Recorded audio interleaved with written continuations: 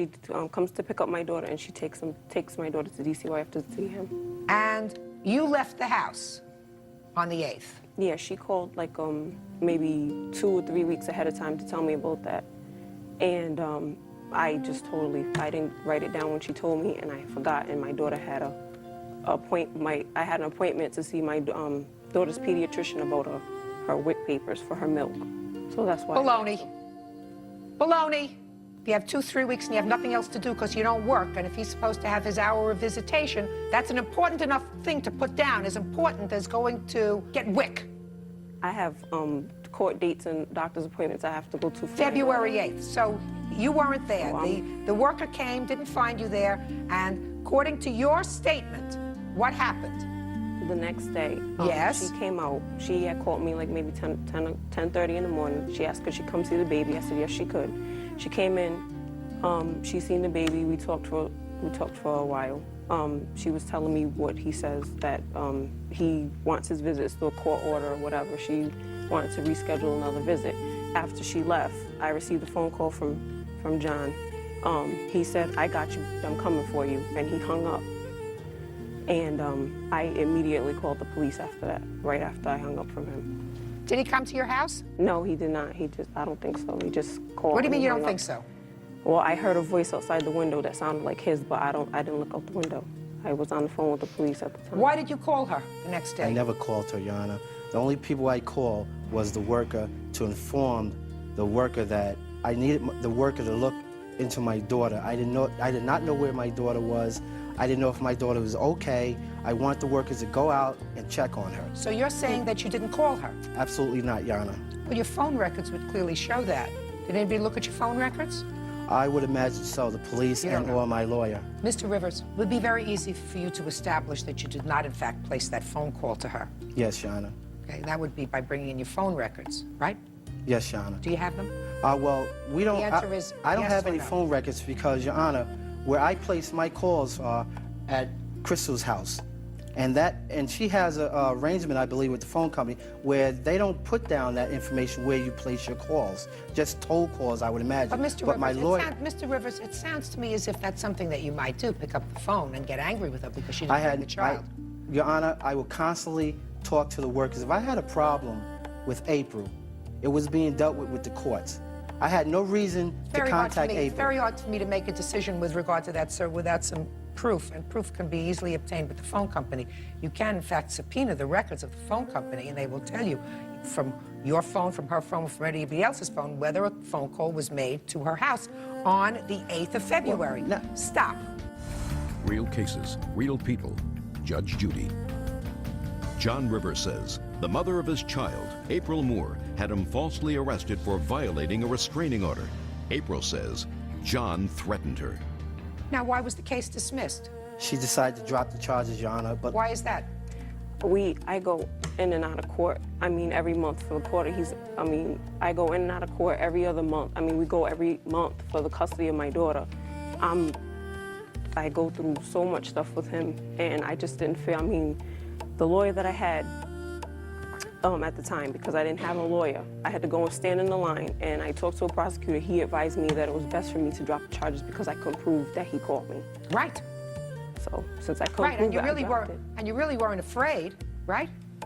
I was afraid at the time. Why didn't, I get frustrated when people forget about visitation. I get really frustrated about that. He cancels his visitations all the time, and it's okay with the courts. But when I really did. I truly It's not even bothersome to you. Somebody picks up your daughter and takes your daughter someplace else. You don't even have to look at them. You just have to make her available. I do. She's available most of the time. That's one visit that he was there for, and that I couldn't. How many visits did you, in fact, bring your daughter for? At least 5 or so. How many? Your Honor, I've seen my daughter in the past 6 months 8 times. And according to the courts, if I would have been allowed to see my daughter for the entire 6 months that she was awarded a restraining order for, it would have amounted to 22 hours. And the 6 months expired on the 5th of this month.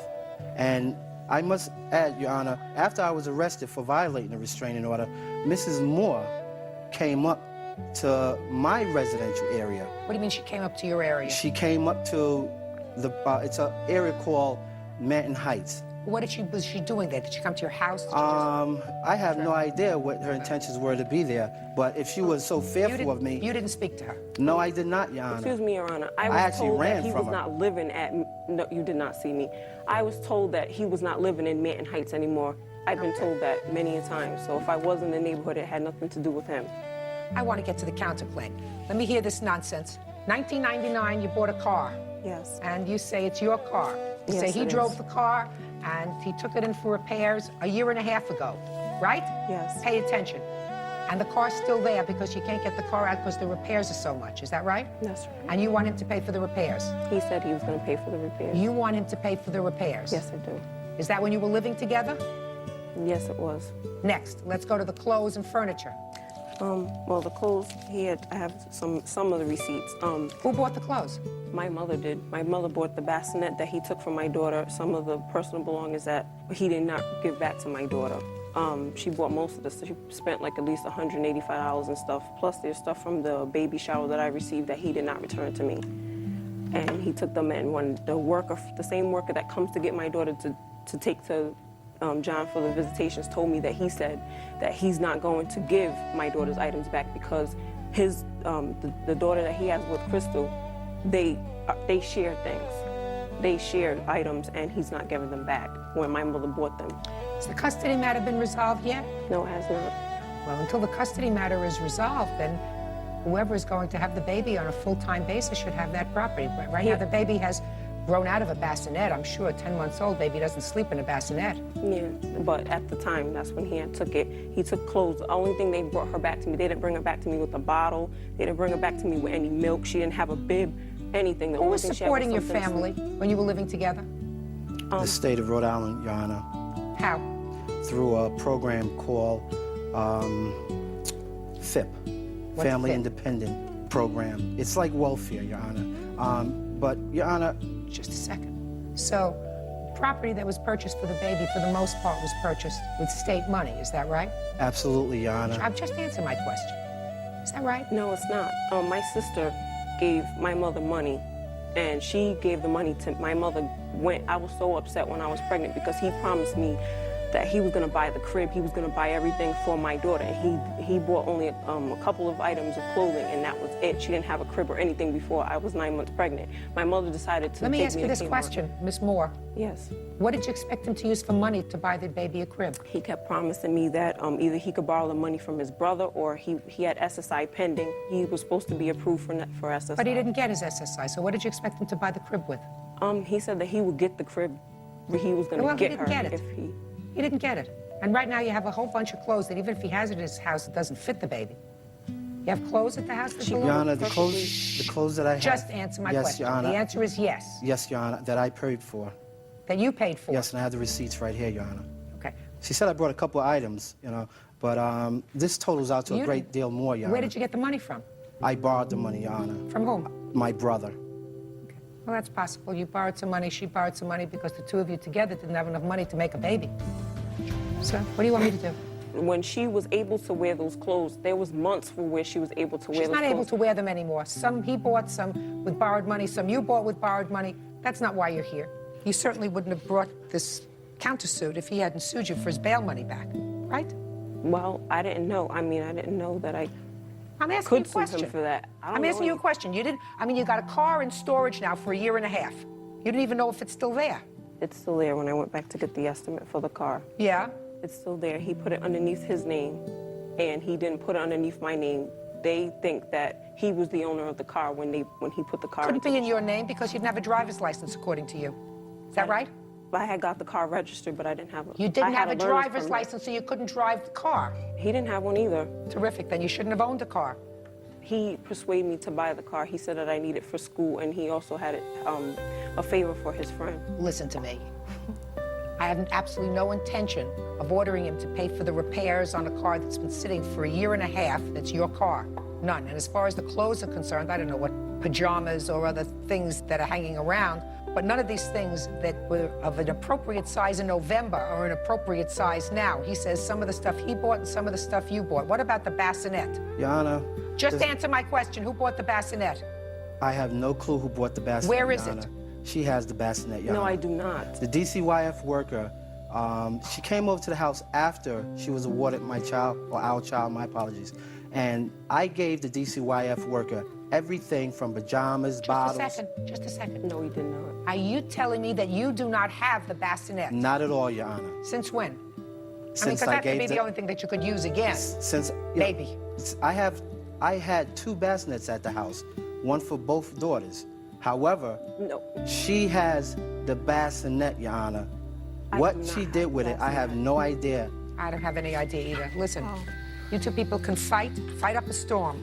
You have a matter pending for custody. When is your next trial date? It's been passed. I have to file a motion. I've been representing myself because I can't afford an attorney. Your Honor, if I may say, You may say nothing. I don't want to hear anything else. Okay. What do you mean it's been passed? What does that mean? It's been passed on the calendar because what happens is that we need the evaluation. Gotcha. You have an initial evaluation from that case? I'm just curious. No, we're waiting for doctor to see me. Nothing's been provided to me. Are you currently under supervision of Child Protective Services? Yes, I am. You have a caseworker? Yes, I do. The same worker that takes my daughter back and forth. And the worker comes to your house and visits? Yes, she does. Is this your only child? But yes, it is. Okay. Who do you live with? My father. Anybody else? No, just my father. Who do you live with? I live with my roommate, Your Honor. Who's your roommate? Why was there a sigh there, a hesitation, sir? Why? Because I wasn't certain if I could use his name. Uh-huh. Mr. Rivers, I believe that you called her very angry when you didn't get your visitation on February 8th.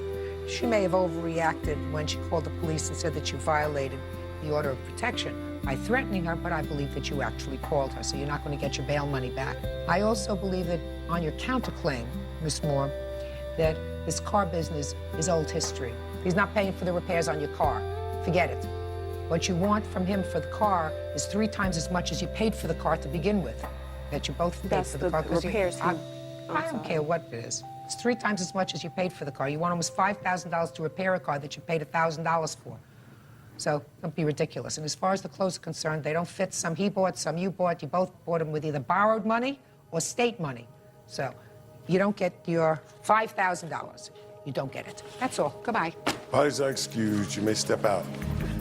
He lies. He's very manipulative. She has problems. He promised me the moon and stars or whatever, and he didn't come through. I didn't even know she was so angry. When I realized that he was cheating on me, I just left him. Her expectations of me are pretty high. He was very verbally abusive. He eventually got physically abusive, and when he did, I left. That's Assault? not so true. Whoa, what assault? He used to jump in my face, and when he jumped in my face so close, I kind of like pushed him out my way, and he shoved me. Just to respond directly to the assault matter, that's new to me. He can go be with other females, and it's okay, but when I decide to do something, then it's different. I enjoy my freedom. I enjoy my options in life.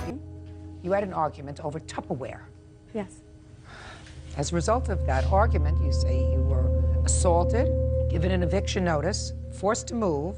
You want the defendant to pay you for the assault, pro rata for the rent, because you'd already paid June's rent, I assume. Your moving expenses, told you wanted to pay $1,543. So let's take it from. When in June did you have this argument? June 6th. Tell me about the argument. Well, the morning of June 6th, I woke up and I had been looking for my Tupperware throughout that week. And What Tupperware? This Tupperware right here. Those 2 pieces. Yes.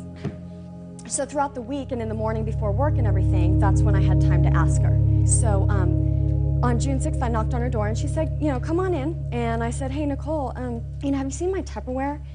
And she said, no, you know, and went on into, you know, Karina, I need to stop condensing your food down into smaller containers in the refrigerator.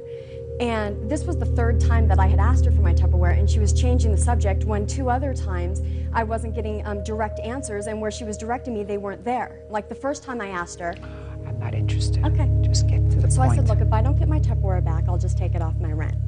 And she said, well, don't you dare, and she threw her blankets off her, with which every morning. Just a second, are you telling me you went into her bedroom Yes. to ask? Let me finish my question. You went into her bedroom to ask for those 2 pieces of Tupperware? Yes. And she was in bed? Yes. Go ahead. So she threw her blankets off. Go ahead. But, you know, every other morning. Just answer the question. Tell me, yeah. she threw her blankets off and said what? Don't you dare, you know, and she threw her blankets off and she ran to the door and slammed it open. She said, I ate it! And she stormed into the kitchen. And I followed her. And she opened her Tupperware cupboard and forced all of her Tupperware on me like that. Let me explain something to you. Don't get dramatic with me. Okay, go ahead. So she And threw all of her Tupperware on me. didn't throw all of her Tupperware on Yes, you. she did. Yes, How did she did. Miss Roy, you're standing there, so what you're telling me, she took out each piece of Tupperware from the cupboard and threw it at you? No, she has a Tupperware cupboard, and she put her arm on one end of that Tupperware cupboard, and with all of her force, threw it on me, and I was standing behind her, and it landed on me. Is that the assault you're talking about? No, and there was one No, other. no. Is that the assault that you're talking about? That's one of them, yes. And when was the other one?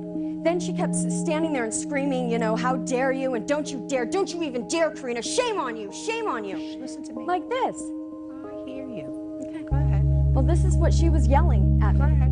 And I said, you know, Nicole, you said you were going to take care of my Tupperware, and and on Sunday your maid came, and I haven't seen him since. And she said, there's your answer, Karina. Look in that cupboard there. Look in that one. And I go over there, and I open it up, and it's kind of on the ground. So I kneel down, and there's my Tupperware, and I grab it. And when I'm down, she's leaning her whole body into me, pointing her finger in my face. How dare you? Don't you even dare. Shame on you. That's it. I want you out of here. And she hit my head with her finger. She had all of her weight on me. Next. So what happened next? So then I got up and I'm just like backing away. I'm walking out of the kitchen, you know, and she threw her hand up. Damn you, you know, how can you do this? And that's it, Karina, I want you out of here in 30 days. And I'm standing there, and we're standing in front of Anna now, okay? And I said, good. And Anna stood up and said, hey, and looking directly at me, and said, hey, the babies, as she's looking at me. And I had not said anything through this whole entire time. What did she say? The babies. The babies. Hey! Quiet. What happened next?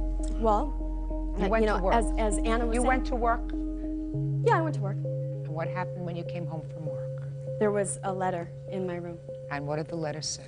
It said, because of your histrionics and verbal assault this morning, Anna and I agreed that for the sake of the daycare children, you are to leave the premises as soon as possible. I am hereby giving you a 14-day notice. Okay. You don't deny writing that note? No. No, good. Okay. Where did you come to a 14-day notice? In my contract, Your Honor, I have it's a month-to-month lease. Yeah, so there's usually a 30-day notice. Right, and because of the daycare, should there be any behavioral or safety issue, I exercise the right to use the 14-day, and also the tenant. Is there a notice in your agreement giving Yes, you the there right for a is. 14-day notice? Yes, Let I'll me show see it. it. Yes, it's right here. And Can I see it, please? Yes. Good. There's also a 48-hour, but that's for something more serious, like a Okay. With at least 14 days' notice given and acknowledged in writing by both parties. Okay, so you gave her a 14-day notice. my assistant and I decided. Okay. So that's on the 6th. Mm-hmm. When did you move out?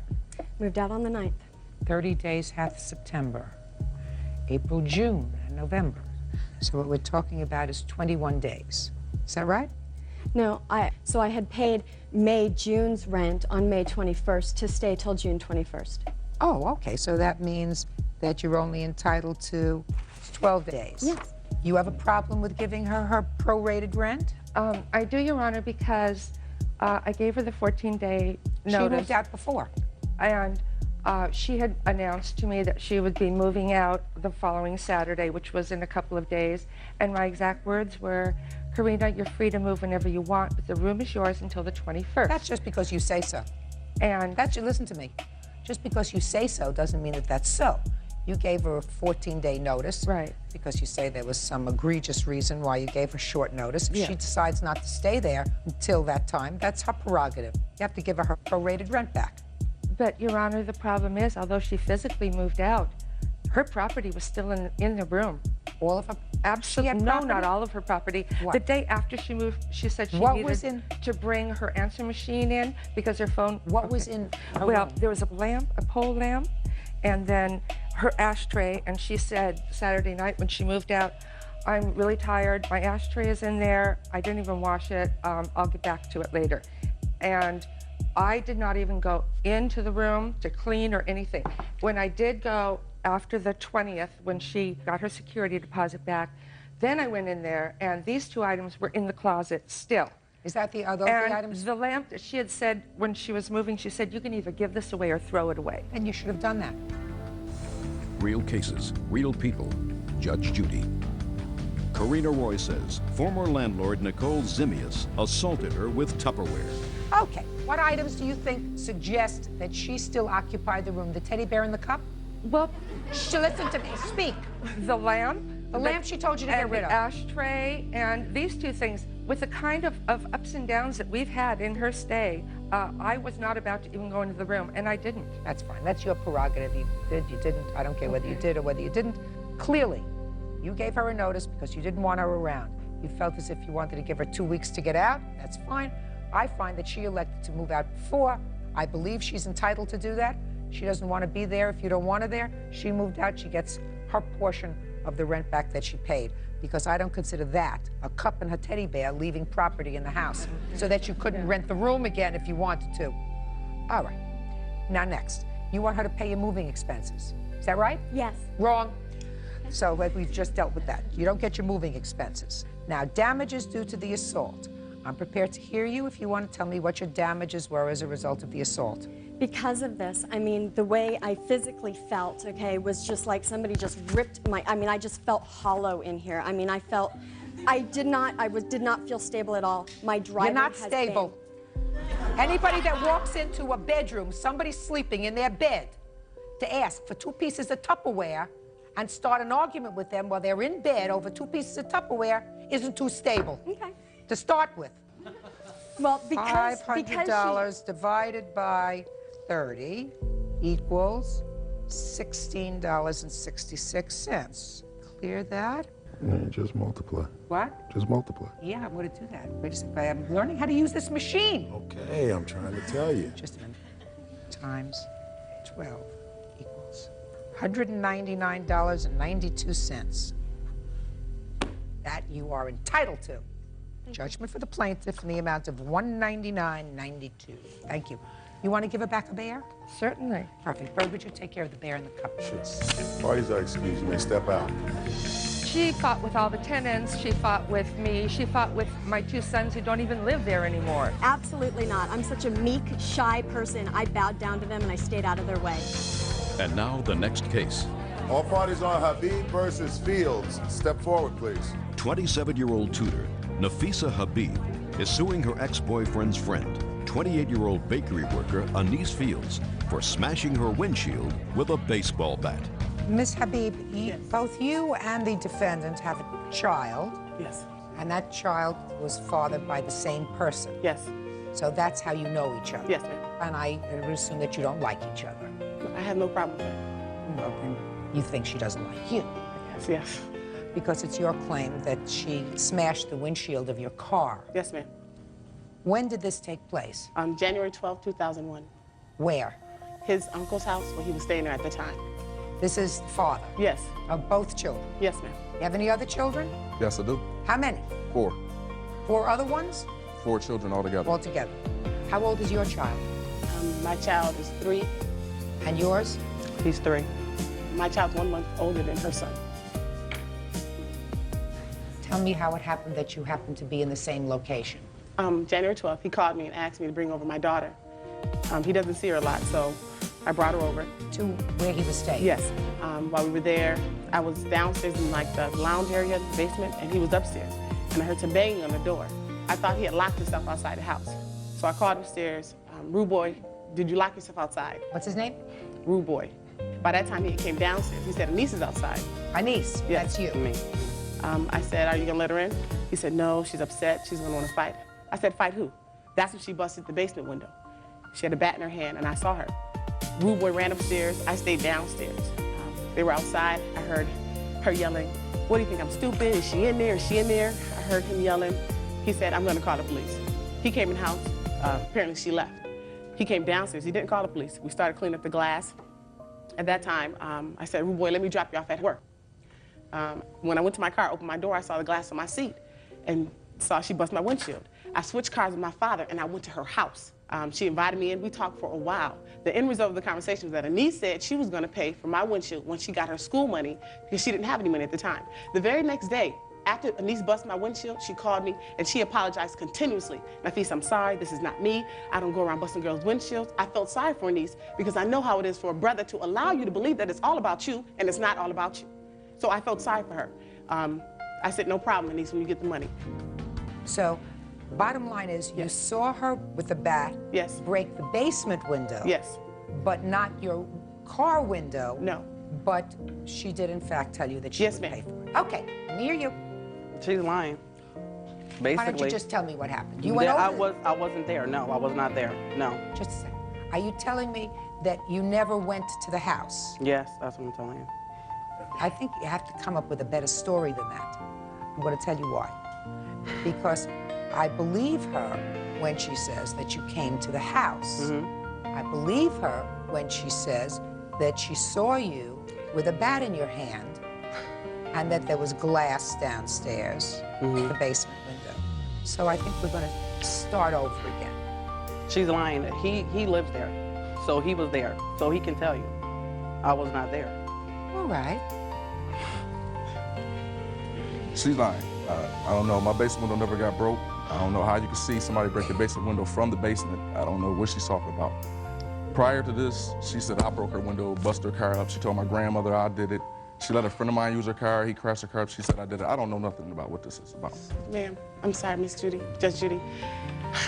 I'm trying to be calm because I want to cry because I cannot believe that Jamar would sit up here and lie. He was supposed to watch Hanifa, but he said that he couldn't watch her. I didn't even know he was going to be here. Rude boy, you should be ashamed of yourself. Shh. Don't talk to him. I'm Can I sorry. see the police report, please? Yes, ma'am. Miss Judge Judy, he also told me, Rude boy himself told me that Anise had intentions several times to pay you for your car windshield, but things had came up. When I went to her house, I met her mother, I met her daughter, Asia. You brought your daughter I to met my her house. son. No. Okay, just a minute. Wait. Oh, God. I can't believe you, Rude boy. Can't believe you. Oh, sorry. Never was anything. Whatever, Rude boy. Whatever. If you talk amongst yourselves, you're leaving. Excuse me. Tell me why you reported this to the police 2 days later. Well, I believed Anise. When she said she was going to pay me for the windshield, and when she called me the very next day after it happened, I believed her. I believed her. My father said, Nafisa, cover your tracks. If you get a police report, then at least you have that in case you have to take her to court. I did not believe it was going to have to go this far. It's only $183. I'm not asking for cab money or the inconvenience she put me. My sister had to come and get me several times to pick up my children. I work 2 jobs. I raised 4 children by myself. I don't have time for this. This is so juvenile. Mr. Jones, do you currently have a relationship with any of the 3 or 4 women? This one here. This No, one. he doesn't. Shh. I'm sorry. No. I apologize. No. I'm sorry. So you currently have a relationship with Anise. Yes.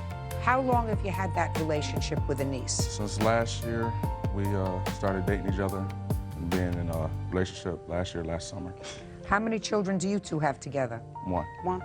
Your other 2 children, do they have the same mother? No. What do you do for a living? I'm a teacher aide, bus aide. Nothing. Shh.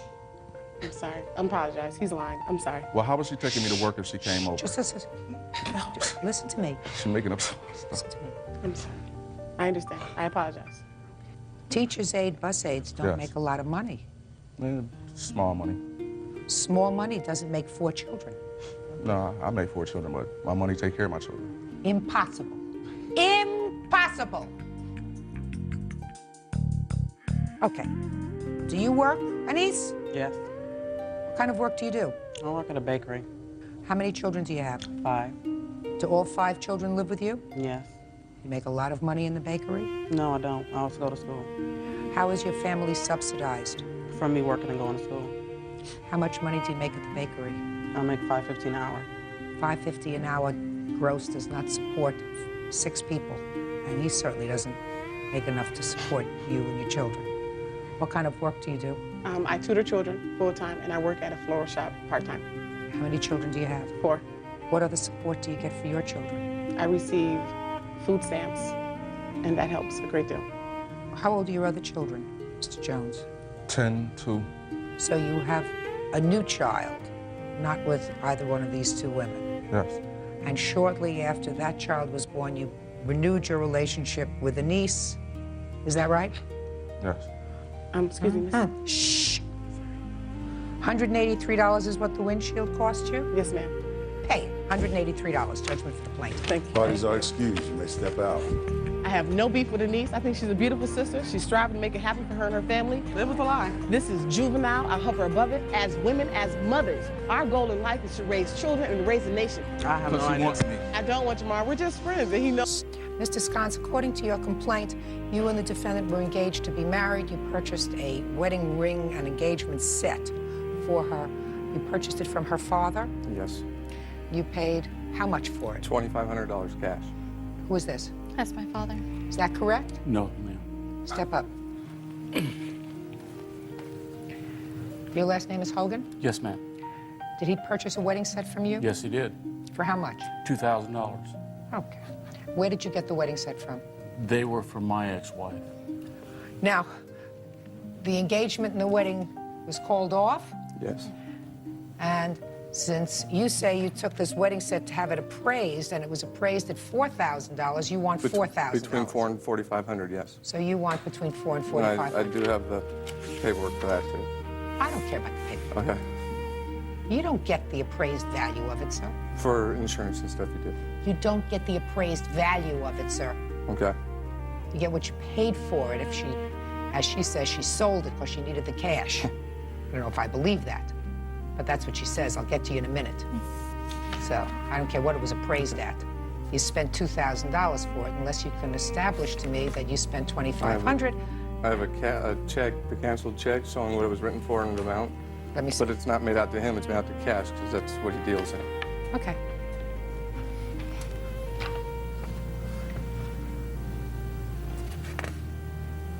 Says $2,500. No, ma'am. Did he give you $2,500? Did you give him any money back? He gave me $2,000 cash and $100 bills, and that's what I asked for from the beginning. Okay. Who cashed this check? I did, before I went to Hesperia. Okay, I'm just looking at it. I was Okay. going to ask whose account number it That is. was our joint account at the time. Oh, okay. Where's the ring? I sold it back to my father. You sold it back to your father. Yes, I did. Really? Where's the ring? I have sold it since, too. I don't believe any of you. I mean, I don't believe you. You want the value of the ring. I don't believe you that it was $2,500. I believe it was $2,000. I believe you cashed your own check and gave him $2,000. Okay. And you said you sold it, and you left out that you sold it back to your father. Yes, I did. How long had you had this ring, by the way, this ring set? A year. And when did your daughter sell it back to you? She sold it back to me probably 3 weeks after they split up. And how much after that did you sell it to somebody?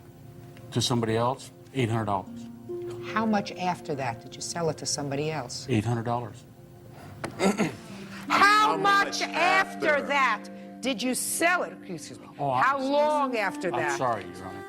Did you sell it to somebody else? A month. Who did you sell it to? Don't know the person's name. See how I don't believe you? Doesn't make any difference for the purpose of his lawsuit. He gets $2,000 back because he had no basis to sell his ring. So that takes care of your case. Nice and easy. Now let's get to your counterclaim. Let me hear. Okay, after we split up, he continued to use my credit cards. I found out he had been hiding bills from me. I found out that he had been using that. He forged my name on several documents. One thing at a time. Okay. You had credit cards that you let him use while you were together? No. He never had permission to use it, but he was hiding the statements from me and Show paying me. the checks. Show me. Here. I have the statements here with all the U-Haul charges on there. And I've got proof that she got the credits back right here. It's an account history of our joint storage room. And it has the dates. I don't have, It I've has never the been dates of credited February. back. She didn't leave until the end of March. So I don't know what you're talking about. First thing, you say U-Haul it? What is it? U-Haul is like company. a storage center. It's a moving center. Okay. Did you have property in storage? Not No. anymore, she doesn't. No, I never had anything. You're just Everything lying. I had You're was lying at- closed. Don't speak to her. I never had anything in storage. Let me see what you have. I have the credit card statements, and I also have where he forged my signature on his storage unit with my credit card number because I had paid for a moving van when we lost our house for our apartment. I didn't forge any signatures. She put this credit card on as a joint storage room. I have the dates. We were still together when this was started. When she left, she didn't inform me that she was canceling this and getting the credits back. I almost sold my stuff on a lien sale. And I have the 3 reversals to her card here. She's already gotten her money back. Let me see. It shows that it's been reversed. So she's gotten her money back. Just a second. I have reverse credit. Did you get your money back? No, they have Well, not. it'll be- Nothing is credited to my account. That was due. And he It's not going to continued. post yet, is my point. Well, you better wait for another month. List looks like they reversed payment on all of these credits. 1, 2, 3, 4, 5. What else? I have car damage that he did on New Year's Eve that I paid for. Your dad's Just father. Sorry. I put it on my father's credit Just card. a second. Wait. New Year's Eve, 2000. Yes. Right, go ahead. Tell me what happened. He was backing out of our driveway and hit a parked car. Yes. And he did damage to my car, and I ended up paying for it. I had to put it on my father's credit card, and I paid my father back the next day. Okay, so let me see. Did you have an agreement with him? It was, By the way, when did you separate? Give me the date that you End of separated. March. I'm not speaking to you. Sorry. We split up April 1st, I moved out the 2nd. Real cases, real people. Judge Judy. Michael Scott says his ex-fiancée, Vanessa Hogan, refuses to return his engagement ring. Vanessa says Michael is abusive, an alcoholic, and a gambler. So what happened between December and April? Well, throughout the whole relationship, he was... I don't care about the whole relationship. What happened between December and April? Between our relationship? No, I'm talking about what happened with this car. Did he say, I'll take care of the bill? Well, yeah, he said I'd take care of it, and I'll take care of it, and I got in a car accident, and at that place, another car accident. So while Who got into another car? I did. Somebody hit me on the other side, so I had the car fixed, and while Just a second. Did you have the car fixed after the first accident or after the second? After the second. So you didn't have the car fixed after he got into this, after he No, backed I into had to something? fix it during the time they were fixing the other damages. So just a second. So what are you showing me? That's the damages that he did. How do I know that? Repairs, 338.27. And there's the pictures. Your Honor, if I might. Just a second. There is no way that this car was fixed for $338 That if he was the backed price. into something. $338? That's a $2,000 job if I That ever is saw not. one. That is one door. That $338? Well, then I got ripped off. No, you didn't get ripped off. You got a good deal. That would be a bargain to fix this for $338. Well, then I got a good deal. All right, what else? Come on. I have Let's the go. lease that I had to continue paying for after he moved out, and he's listed as an occupant on there. Just And a second. You moved out. I moved out. Shh, just a minute. You moved out. Right, but I was still financially responsible for it because my name was listed on there. But he So was why didn't you take care of it before you moved out? We tried to make it civil, and he said he was going to pay for it, and he didn't. Just a second. You moved out on April 1st. Yes, Why? because he has a gambling problem. He's abusive. He does drugs. Right. Excuse me? Shh. Hey, He had no job. Yes. He lost his house so why didn't you stay in the apartment and tell him to because move? he knew where it was, and he had threatened to kill me. So that's why I got the restraining order. Where are you living now? I'm living in Las Vegas with some other people across town, and I'm still paying for the apartment. Is he living there? No, So? Neither he's of you are listed living on the there. lease, What? but he's listed on the lease as an occupant. He's the occupant. You're the lessee. Okay. So? Okay. You moved out. You have to take care of your business. Okay. What else? Airline tickets that we put on our honeymoon that I don't know if he used the tickets or not, but they were e-tickets. They're non-transfundable, non-refundable. Okay. Honeymoon tickets. Where were you supposed to go on your honeymoon? Minnesota to visit his dying uncle. And you had 2 tickets? That's so honeymoon. Minnesota. Yes. Did you go and visit your uncle in Minnesota? No, my nephew passed away in Missouri during that time. Okay. I was there. All right. Is that where you were supposed to go on after you got married to Minnesota? Yes, we were. What happened to those tickets? I have no idea. How much were the cost of both of those tickets? $397.90. Who paid for them? Apparently, Vanessa Hogan did. 'Cause Okay. This was left in our bill box.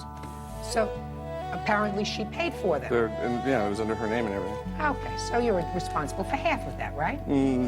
Yes. If I didn't end the marriage, sure. Whoever ended it, it doesn't make any difference. If it doesn't work out, it doesn't work out. That's why you get your rings back. Can I explain why it didn't work out? No.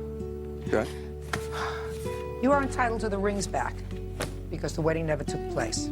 I believe that you paid $2,000 for the rings. I don't believe them that they sold them. I don't believe that, but whatever it is, she didn't give them back to you. She says she doesn't have them. I can't order her to return something she says she doesn't have, so you are entitled to your $2,000 back, less $198 for one half of the plane tickets to your honeymoon of your dreams to visit your dying uncle in Minnesota. Judgment for the plaintiff in the amount of $1,802. Thank you. Please excuse you may step out. I was roofing her father's house, the gentleman that was in court. While I was down in Hesperia doing that, she was in bed with another man. That's what really ended it. He was abusive, and he did drugs, and he had a gambling problem, so pretty much all those three combined. She's fabricated a bunch of lies. I'm just glad it's over with now. I don't have to deal with them anymore. And now the next case. All parties in the matter of Vanderscoff versus Samuelian step forward. 19-year-old network operations technician Tiffany Vanderscoff is suing her former friend, 20-year-old college student John Samuelian, for half of the hotel cost during their trip to London. Ms. Vanderscoff, you claim in your papers that the defendant owes you for the cost of half of the hotels on a London trip that you took together. He did pay for his own plane ticket. You said there was an agreement that he paid for half of the hotels, which you put on your credit card. So tell me about it. When did you decide to take this trip? In November of 2000, John and I agreed to take a trip to London in February, from February 9th to the 14th. We agreed that he would pay for his airfare and that we would split the cost of the hotel. We had to bounce around a few hotels because the first one that we stayed in was too costly. So we ended up going to a cab and saying, hey, can you take us to a Holiday Inn? Because we figured a Holiday Inn would be cheaper, you know, but of course in London it was much more expensive. So we only stayed there for one night. And then we were walking around Piccadilly Circus and we found this hotel, and it was for £79 a night. So we stayed there the last 3 nights. Throughout the whole trip, John reassured me that he would pay me for half of the cost. I object to that, Your Honor. Apologize. And he didn't? No, he didn't. 4 months later, I'm like, John, will you please pay me back How money? much were all the hotels? Total, it was like $900. You have the receipts? Yeah, I have credit card logs. Okay, let me just take a quick look at them. They're highlighted and there's one on the second page. Okay. He told me that he had a money order that he had written out, and he said he gave it to his mom. And he said, okay, my mom's gonna mail this to you tonight. 2 weeks later, I never got anything, and that's when I kind of knew that I wasn't gonna get any money. It's not true. Didn't you think that I was going to get to you? I'm sorry. I apologize. So, now let me hear you. Well, my account, her recount of the London tale is fairly accurate. Try looking at me.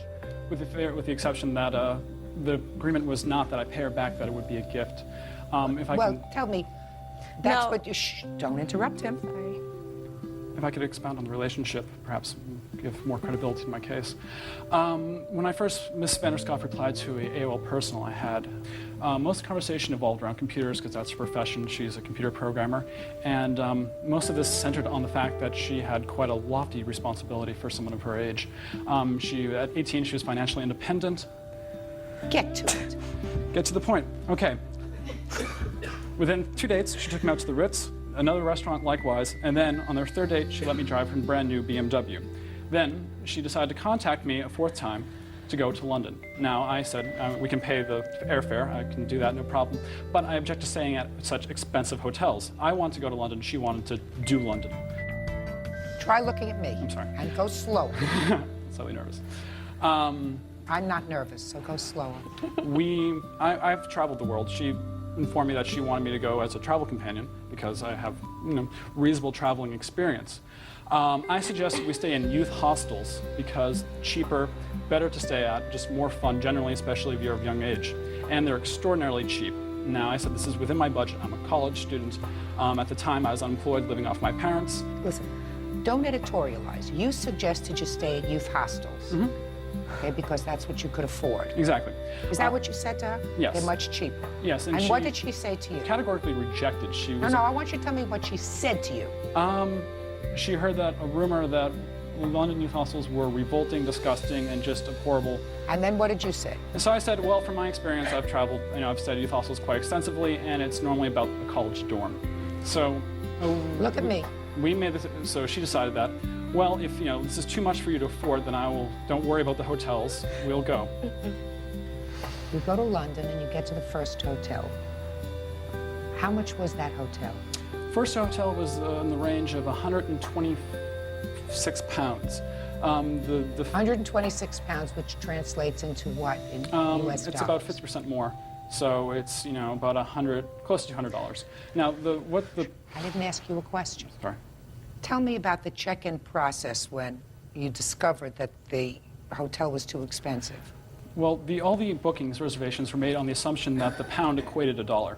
Miss Vanderskoff did not realize that there was an exchange difference. So she discussed that with you? She discussed making reservations, yes.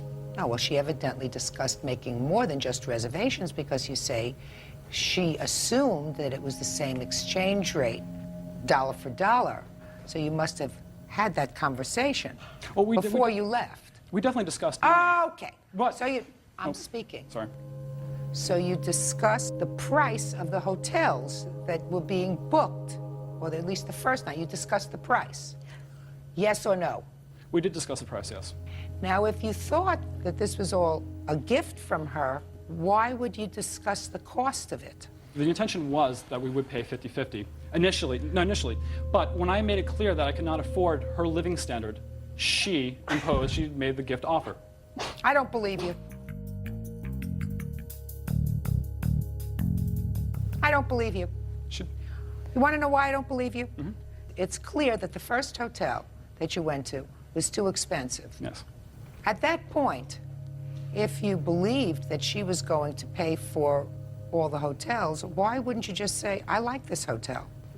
It's expensive. I mean, it was an expensive trip. I didn't want to drive her broke. I felt guilty. I mean, we were just friends, and she's paying for it. No, you had discussed with her paying 50-50 when you were going. And you suggested going to stay at youth hostels, and she said, I don't want to stay at youth hostels. At that point, that's when I refused to go. That's when I said I would not be able to go to London if we could not stay in youth hostels. When did you say this to her? This took place all over AOL, Instant Messenger.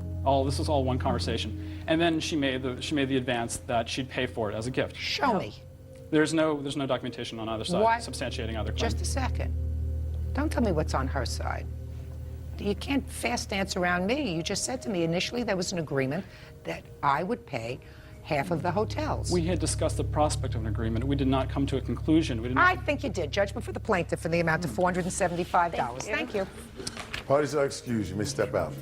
She attempted to buy my affection. Absolutely not. We were just friends the entire time. I never wanted anything to do like that with him.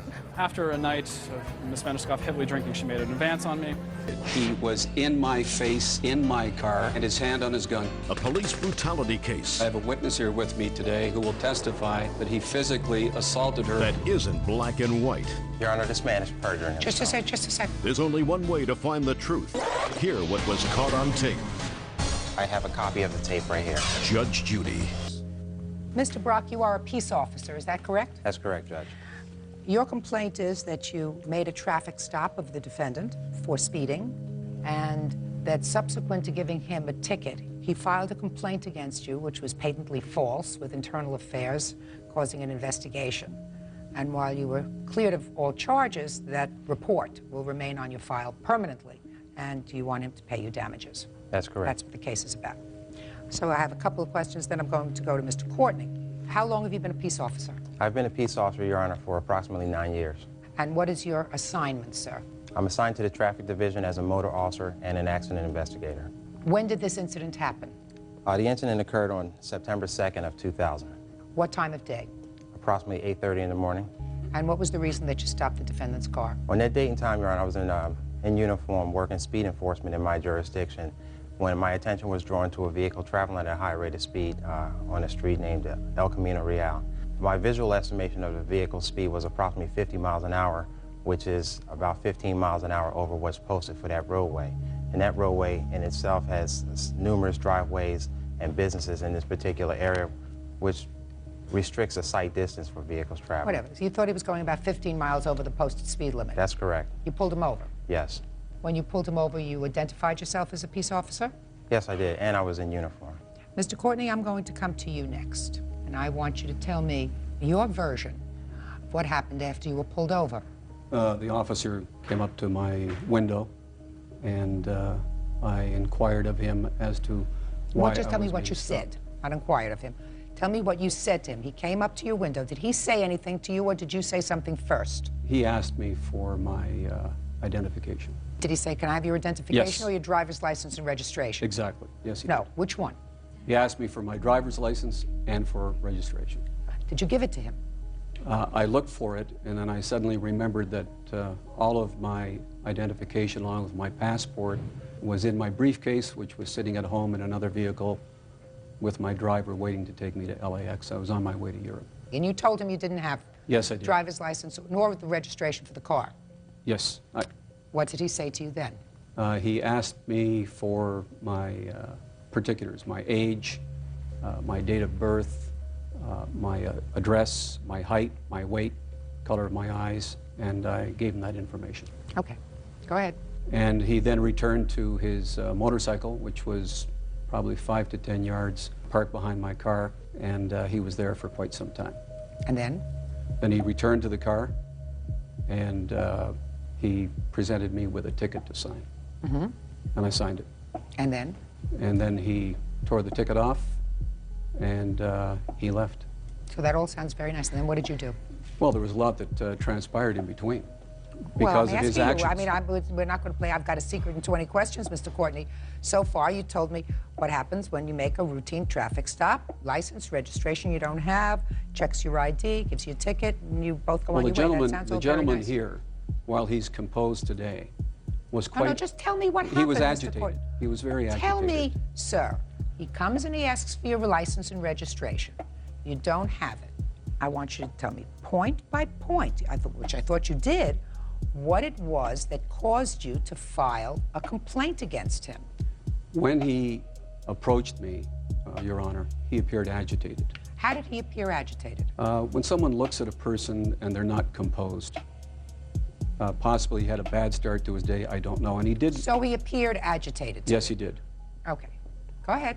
Then, when I told him that I didn't have my identification with me, he just didn't seem to believe me, and he became more agitated. No, don't tell me agitated. What did he say to you, sir? He told me he was going to take me to magistrate's court. Okay, go ahead. And that was after I had informed him that I was on my way to LAX to fly to Europe. So I assumed he was going to take me to magistrate's court. I was going to miss my flight. So what did you say to him? I just basically cooperated with him and gave him the Tell me what information you that he said. wanted to. I don't recall exactly what I said to him at that moment, but what I did do is I got on the phone and I dialed 911 right away. Because of how he was conducting himself. So far, I haven't heard anything, sir. Well, untoward. I'm about to share it with you. He was, Well, please he share was it. very animated. How animated? He was animated to the point whereby he was in my face, in my car. How was he in your car?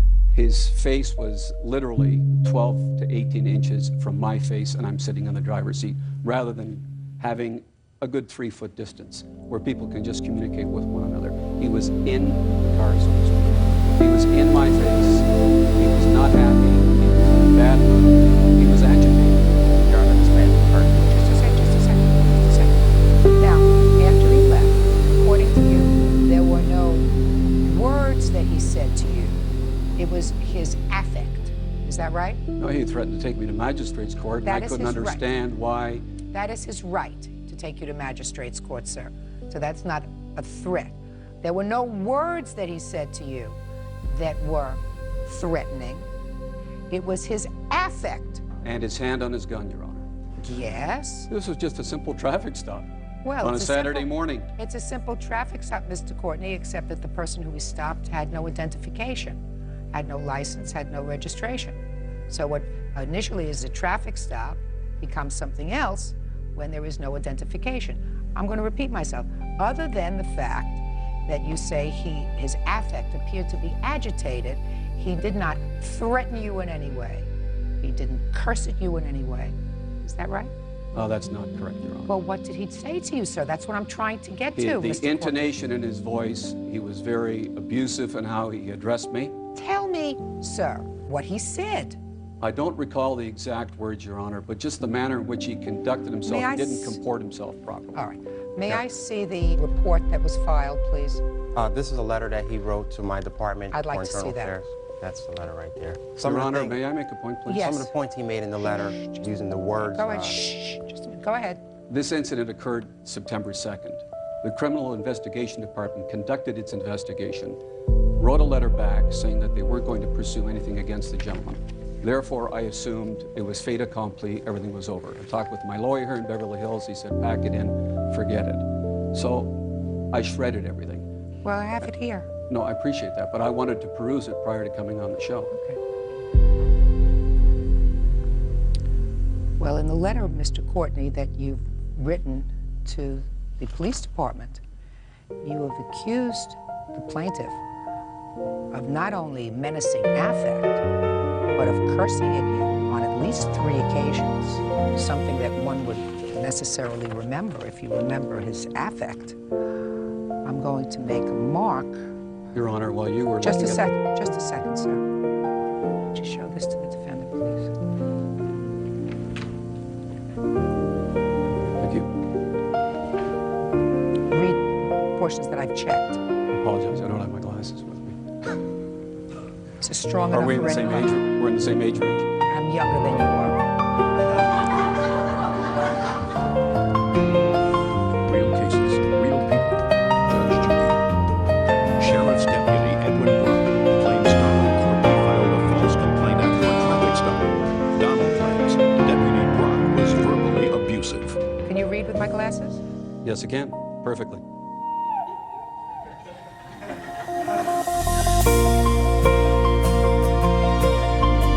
Now, I'll take that.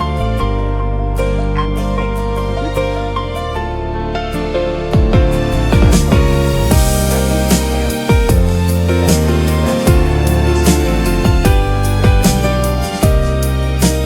When I signed the ticket in shrieking tones, according to you, he said, sign the ticket or you're going to court now. Then I would remember.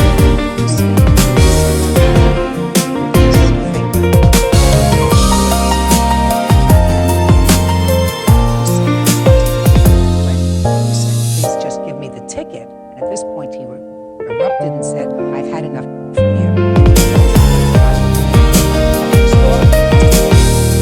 According to your complaint, sir, you made this stop, and the time you made the stop, you took out a recording.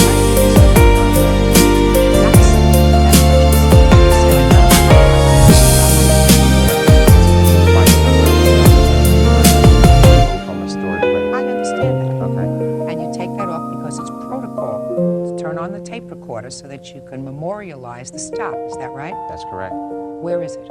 I have a copy of the tape right here. I'd like to hear it. Okay. Or It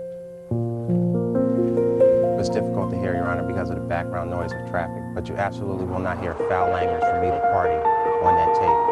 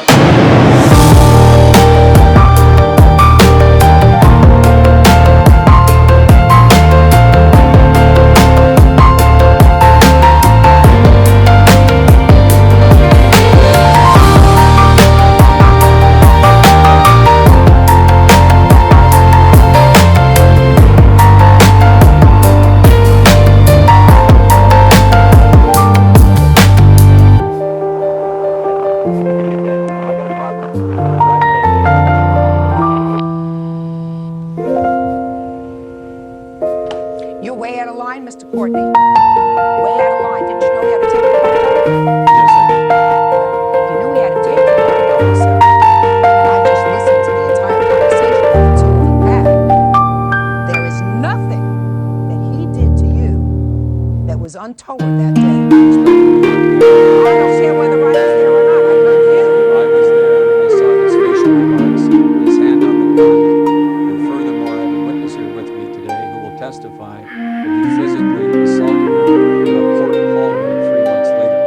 You want to know something? I am not interested in your witness because that case, if it's a case at all, has absolutely nothing to do with this. Because you wrote this letter in which you allege, in this letter, which went to Internal Affairs, that he on no less than 3 occasions cursed you. He did not. That was clearly a lie. Now, maybe its intention was to get somebody's attention, but it was a lie because I've just listened to this entire conversation. About the validity of the authenticity of that tape has not been proven. To my satisfaction, Mr. Not in mine and not in a court of law. Sir, you subjected yourself to this jurisdiction. This isn't the first case that I've heard, Mr. Courtney. And this isn't the first tape that I've listened to. Your Honor, And I'm asked telling you that- that, and I'm telling you that the only one who was giving hard time that day was you. As a matter of fact, there is some indication on this tape that you threatened him. You said to him something about the last time you gave me a ticket, and he replied very quietly, I don't care about the last time you gave me a ticket. Please just sign this ticket. And he didn't threaten to take you to magistrate's court, sir. He only said to you, you can sign the ticket here, sir, or you can sign it at magistrate's court. Why don't you please sign it here, and you can be on your way. But I did say. Mr. Courtney, you are vindictive. The complaint that you made against him was totally without merit, based upon that tape, which is what cleared him. Very smart of the police department to have you carry around these things, guys. I want to tell you something. It was done a long time ago. Now, I don't believe that Mr. Courtney knew that you had that tape, because if you did, I doubt very much whether you did.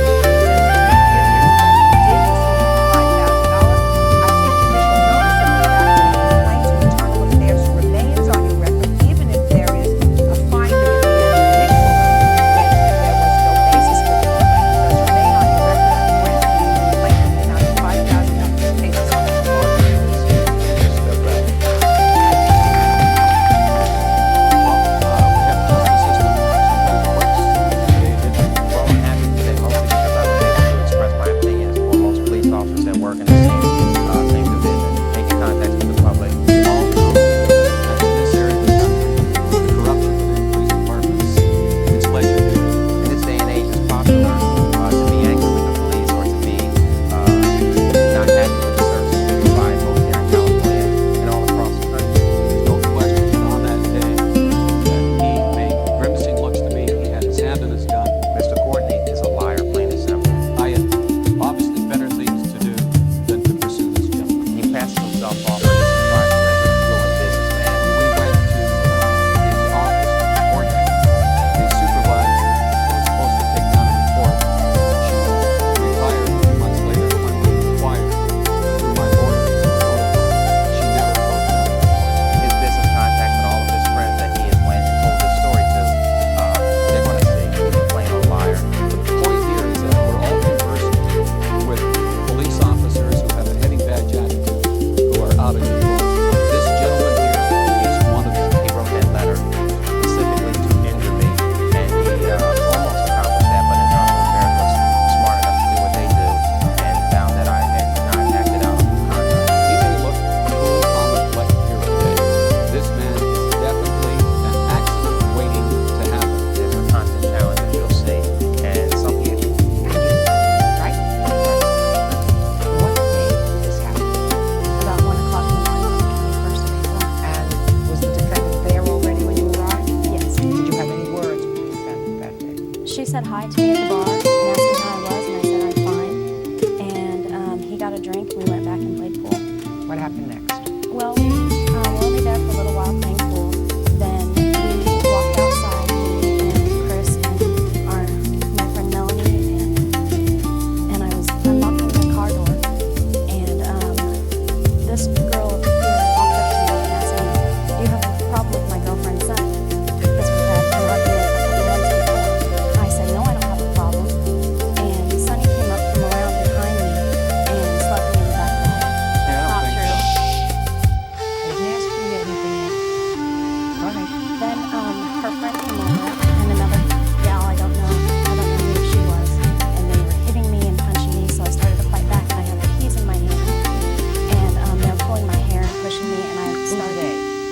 Sonny and her 2 girlfriends. And Now sit down. Sit in a chair. Now maybe you understand. Go ahead. And as I was hitting her, Jason came over from behind. I felt 3 hard blows in the back of my head, and I turned around and he socked me in the eye. And then they took off. I have pictures of my injuries too. I will look at the pictures. Did you call the police? Yes, I did. You have the police report? Yes.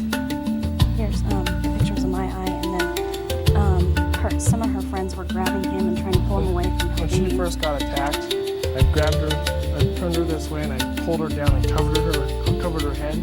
And a couple of girls were trying to pull me off of her. And I don't know if it's, I'm not sure if it was Jason, but he had like three of his male friends there. And they're trying to pull us off, and I got hit in the head probably 8 times. And I got some scratches on my neck. Here's the police report too.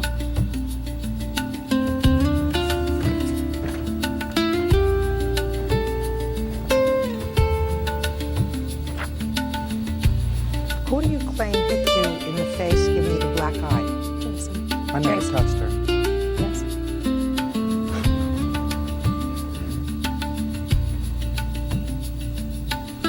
Part of don't speak, don't you understand? Sorry. My friend Melanie saw him hit me in the head too, several times. Other than a scratch on the back of your head, did you have any injuries, Mr. Boyd? I had a lot of knots on the back of my head. Step up. I have a few questions. You were with him that evening? Yes, I was. So this young lady comes up and said, "You have a problem with my friend." Describe exactly what you saw after that. They were arguing back and forth. I don't remember what the words that they were saying, but I just remember it started getting heated, and I saw people punching her in the back of the head. I went to go and try to stop the fight or something, and they had somebody stand in front of me saying, "Just let him fight." She was like standing in front of me like this. Nobody that's here today? No. All right, Sonny, tell me your version of the events. Well, it actually all started in high school. I was your classic nerd, I guess. I was involved Okay, so you were the in nerd, they were the popular one. I got that. Yeah. You didn't like her, she didn't like you. And Whatever. I hadn't seen her since high school until the night of March 31st that I can recall anyway. We were up at the same bar. I was playing pool against her husband, and I was about to shoot an 8-ball and win the game, and she was sitting behind me and hauled off and kicked me in the leg. And I actually have an affidavit if you'd like to see it. No, so that was a month before. Yes. You also say in your answer that you made some sort of a derogatory remark about your engagement ring. Yeah, after she kicked me, I turned around and asked her, what was going on, and she said nothing. So I turned around, walked away, went and sat down. I was getting up to get another drink, and I walked by, and Chris, her husband, held up his ring and started saying, "Oh, look at the size of the diamond in this ring," and started making fun of my engagement ring, saying that the diamond in my ring was really Never small. lie. Never lie, especially if it's not really important but just sets a tone. Was your fiance there at the time? Yes, it was. Just a second. Your fiance was there at the time when you say that her husband was making not nice remarks about the size of your engagement ring. Yes. I assume he was really angry. Jason? Yes, Jason. I would get really angry. Yeah. Yeah. Let's all tell the truth here. Yeah. Okay. And I got very angry. Okay, so that's a month before. Now we turn to April 21st, at 1 o'clock in the morning. We were having drinks. I saw Colette walk in. We happened to be up at the bar at the same time getting a drink. I did say hi, asked her how she was, sat back down. I thought maybe, our problems were over with and we could just have a nice evening at the bar, but evidently not. So closing time came. We went to leave the bar, but Shay actually walked out of the bar first. So if she could tell her story. Why don't you come up and tell me your side of the story? Your last name is? Burton. Now, Miss Burton, you walked out first. Yes. And you walked up to where the plaintiff was getting into her car. Yes. What did you say to her? I asked her why she was harassing my friend. Now, that night, I haven't heard anything about harassment. She said hello. She said hello. Case closed. My girlfriend Sarah and I were walking out of the bathroom, and she stepped in front of me, and then I looked at her like, why? And then she stepped back and she made some remark under her breath. Well, then I watched her, and she was watching us and pointing at us, going around the bar, I was just like, why does she have a problem? So I went up to ask her, you know, why you were so important. Why didn't you go up to ask her in the bar where there were other people? Why? We were leaving when I decided to ask her. Why? It was time to go. And then what happened? Before I could ask her or get a response, she swung at me twice, and I defended myself. Real cases, real people. Judge Judy. Colette Hoyt says former high school classmate Sonny Hansen assaulted her outside a bar. Sonny says Colette, a high school bully, started this fight too. So what did you do? Sonny went to break it up, so I didn't get went hit. to break what up? She It wasn't went. a fight. She made sure I wasn't getting hurt again. How did you do that? She just stepped in between and tried to stop Colette. And then Colette swung at me with a handful of keys. Yeah, and hit me in the face, and I have this scarring right here. I have pictures of the injuries as well, if you'd like to see those. I would. And then I saw her husband throw Sonny up against the car. You saw her husband what? Throw Sonny up against the car. Why would you think he would throw Sonny up against the car? I have no idea.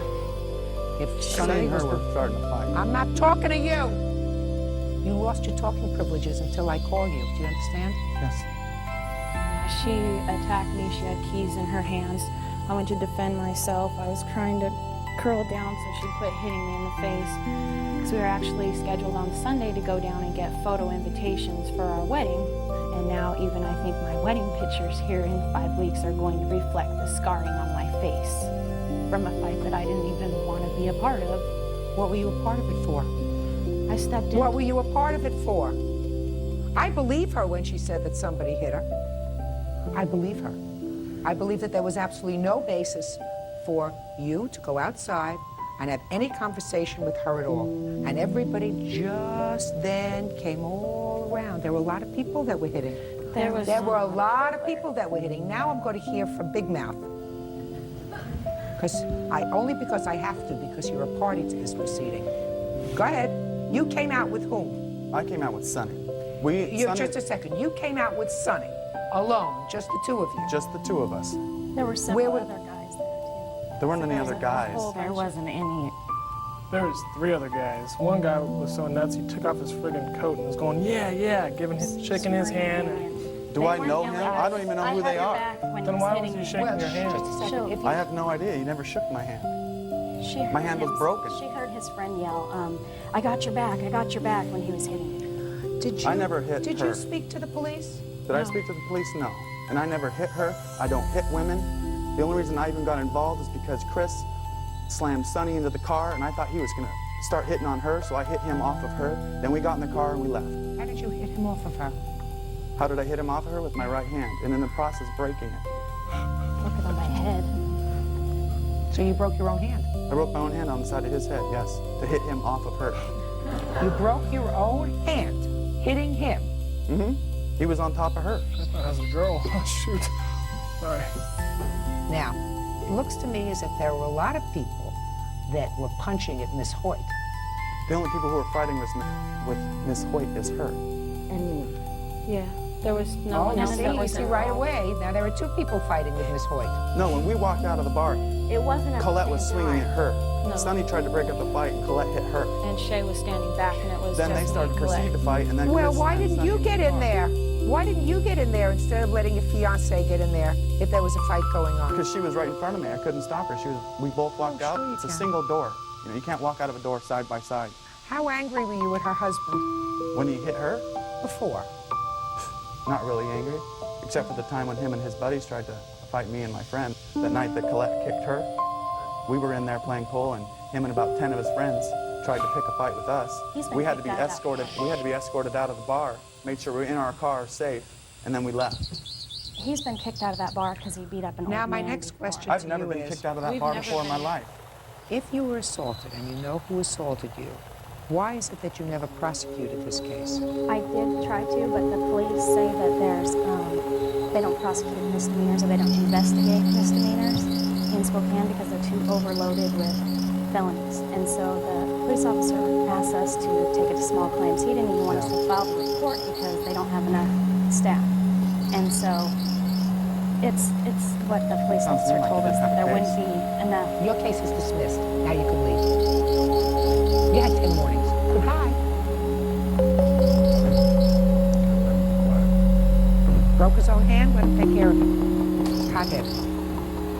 Is there anything else that anybody wants to tell me? I just think if their injuries were so severe, we have an affidavit here that shows that Chris was down playing the pool tournament at 9 o'clock the next morning. I'm not talking about his injuries. I don't think he had any. I mean, he had a couple. He had a scratch on the back of the head. This guy tried to hit him on the head with his hand. He broke his arm. It's good enough. Right? Good enough. Perfect. You can sit down. The question is, who started this fight? Colette did. No, you did. Verbally. No, you did. You went up to her in the parking lot for absolutely no reason. And I believe that you came in and you hit her. And then all hell broke loose. And then all hell broke loose. And I believe that your old boyfriend over there was still remembering from last month when he made fun of the engagement ring. Because that would certainly be something that one would remember. And so would you.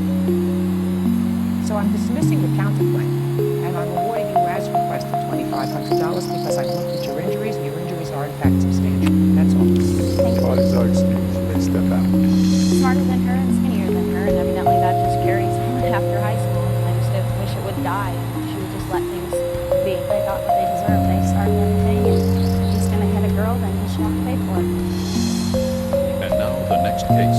All parties in the matter of Ray versus Gallagher. Step forward, please. 46-year-old band manager William Ray is suing a former band member, 23-year-old waiter Michael John Gallagher, for unpaid bail money and attorney fees after Michael was arrested for driving under the influence. Mr. Ray, you were managing a band. The defendant was one of the band members. Correct. According to your complaint, the defendant was arrested for driving while under the influence of alcohol. You bailed him out, provided whatever money was necessary to have him back in the band, right? The band was subsequently disbanded. You want your money. Correct. The defendant says that yes, you laid out money, but that you told him that he was to start paying you back when the band started to make money. The band never made any money, so he doesn't owe you any money. That's your defense. Yes, ma'am. All right. How were you arrested? Tell me about this arrest that you had in May of 2000. I was driving down the road and I got into an accident. I had been drinking. I paid my dues. So you were hauled off to jail. Yes, ma'am. Who did you call? I'm not sure. I called my friend Steve and I called Mr. Baker. And Steve didn't have any money. No. So then you called Swank. And what did you say when you called him? I just told him that I was in jail. I really just wanted somebody to talk to. I didn't expect him to get me out or anything. I just wanted somebody to talk to, so I called him. You wanted somebody just to chat. Yes. Well, I was in jail. I was 21 years old and scared out of my mind. Fine. So you didn't want somebody to come and get you out. You just wanted somebody to talk to. Yes. Well, as the conversation went on, I did ask him to get me out. Of course, Mr. Gallagher. And how much was the bail? I don't know. How much was the bail, Mr. Ray? $7,500 bail, $750 Okay. out of pocket. Okay. Tell me about hiring the attorney. Who called the attorney? I have a very close friend I've known for about 21 years. So the answer is you did. I did, yes. Did the attorney tell you what the fee was? Usually it was $3,000, I believe, and since he was friends with Mr. Ray, he would take care of it for $1,600. And what did you say? I said, okay. Did you pay him any money? Mr. Ray gave me a check to pay him, yes. And what did he say when he gave you the check? Look at me. What did he say when he gave you the check? Don't worry about this. Worry about your singing. We'll take care of this later. Good. Now, what other expenses did you have, Mr. Ray? The other money is I gave him my car. I had several cars, and his car was totaled. He got my car, the car that I loaned him, impounded one night, so I had to pay that fees. How did he get your car impounded? He called me up and he said that I was driving across the tracks and a hubcap fell off, and as I stopped to check it, the police stopped me, and then we find out he doesn't have a driver's license, or his license has expired. So Is that right? Yes, that is right. When I went to the DMV, I have a New Mexico driver's license. When I went to the Give me DMV, a story. Okay. How much was it to get the car out of the impound? Car getting out of the impound was $93. What else? He had the car approximately 6 to 7 months. Clutch was totally shot. It had a brand Forget new it. clutch. That's when your was in problem. there. If you're stupid enough to lend somebody a car for 7 months, somebody who's already had trouble with the car, he's got a DUI, he's a baby, you're not. You take on that responsibility. $2,443 is what you owe him. Why shouldn't you pay him? I don't feel that I should pay him because he told us he was going to take care of all this stuff for us and start paying us to rehearse. We were there 3 nights a week, sometimes 7 nights a week rehearsing. Most of the time that we were there, he was stoned out of his mind and wasn't even paying attention to the rehearsal. So why didn't you leave? I thought... Just a second. So why didn't you leave? I didn't leave because I thought this was my opportunity. Well, then you made a mistake. Most definitely. You Most made a definitely. mistake, but you had the opportunity to leave. And if this lawsuit was about your expenses, your living expenses, et cetera, while you were working, I would feel differently about it. These items had to do with your stupidity. A, driving while drunk, having an accident, and then parking across railroad tracks. That has nothing to do with a ban. That has something to do with stupidity. 2443, judgment for the plaintiff. Parties are excused. You may step out. Everything aside, Mr. Ray's a pervert. Okay, the only reason he did this whole boy band thing was because he likes young, cute boys around him. Vindictive, stupid comments. It was a sham from the beginning. The current edition of the band actually went on a showcase April 26, and now we're actually waiting for label responses. So he lied to us. He just wanted... From the Philippines to the United States. A mail-order bride. I told her not to come. She came anyway. He's lying, Your Honor. How old was she? A young girl's life changed forever. I talked her into giving up something very precious to her with her virginity. Now, he wants to send her back. I told her it's just not going to work. You don't take her to your bed and then return her. A landmark Judge Judy. I don't think I've ever... She was a friend of a guest. And according to your complaint, there came a time when you and the defendant arranged to have a young woman from the Philippines, who was, I believe, a cousin of your wife's, Distant cousin. come to New York for the purposes of marrying him. Yes, ma'am. She came to the United States. Yes, ma'am. He didn't marry her. No, ma'am, he did not. And you want him to pay for all of the expenses that you incurred, which you say that he had agreed to pay.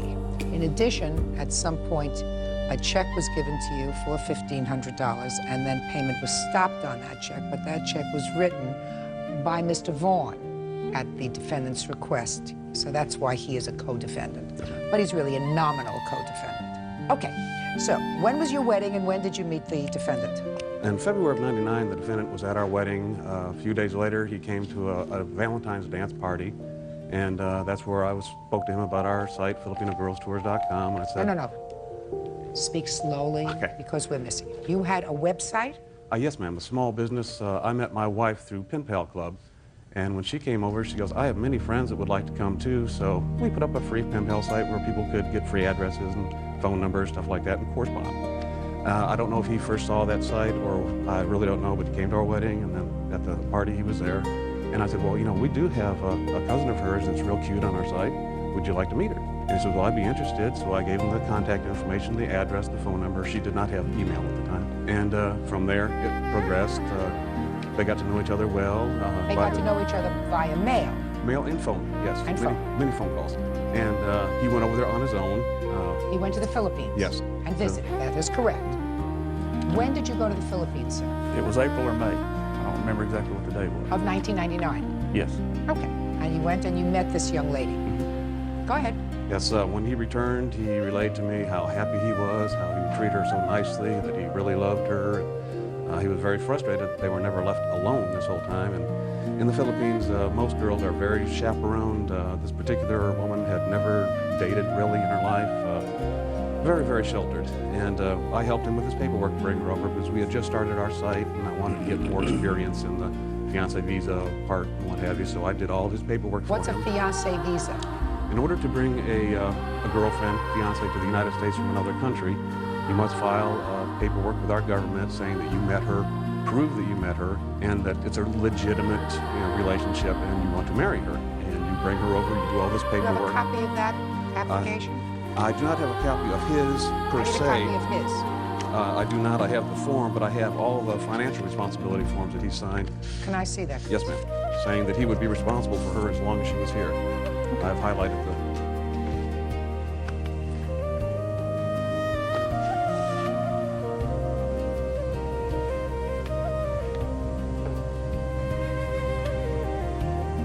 Okay, and you signed this financial affidavit, sir, on the 31st of August, 1999, is that right? I'd have to see it. Sure.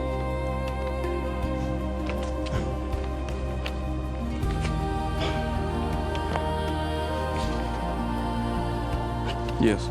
Good. So you signed the financial affidavit in August of 1999, agreeing to be financially responsible for this young lady when she came to this country. Right. Said that I would be responsible so that she wouldn't be a burden upon our state. That's correct, but that's only one of the affidavits that you signed. That's why I read the second one very carefully, which is, the first one says that you agree that she will never become a public charge while she's here.